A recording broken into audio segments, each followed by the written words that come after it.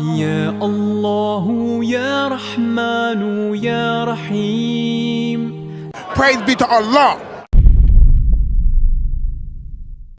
What we're going to talk about now, Ya Ikhwani, is from the matters of the unseen, that nobody knows the complete nature of it except Allah subhanahu wa ta'ala.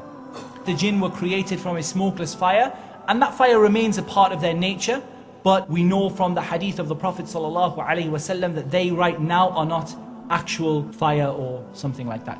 Okay, they live amongst us, they have families, there are Muslim jinn, Buddhist jinn, Hindu jinn, there are good jinn, bad jinn. Not every jinn is a shaitan, and not every shaitan is a jinn, because we have shayateen from the humans and we have shayateen from the jinn.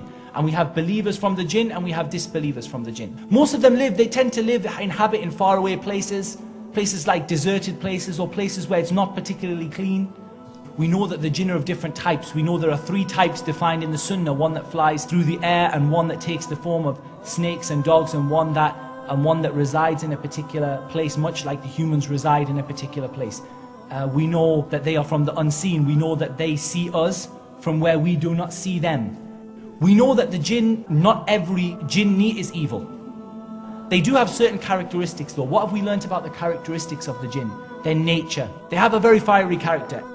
Okay, they have abilities that we don't have. But we need to be careful to understand these are not what we would call supernatural abilities. These are just different to our abilities. What I'm getting at by this is that we should not attribute acts or characteristics of divinity, things that belong only to Allah subhanahu wa ta'ala, to the jinn just because they can do some things that we can't do. It's very important that while we realize the jinn, yes, the jinn can fly, some of the jinn at least can fly through the sky, and they can do things quicker than us, and some of them have strength, and some of them, they're very, very different. But that doesn't mean that they should have any share in the divinity that belongs to Allah subhanahu wa ta'ala. And this is where people have gone very badly wrong in the past.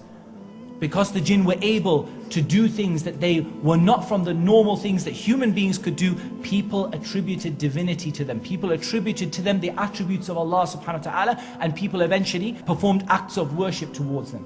Fear of the jinn.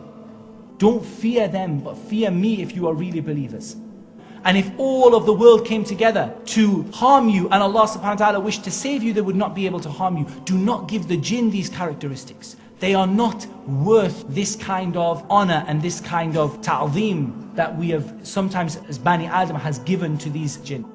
They're not souls that live forever.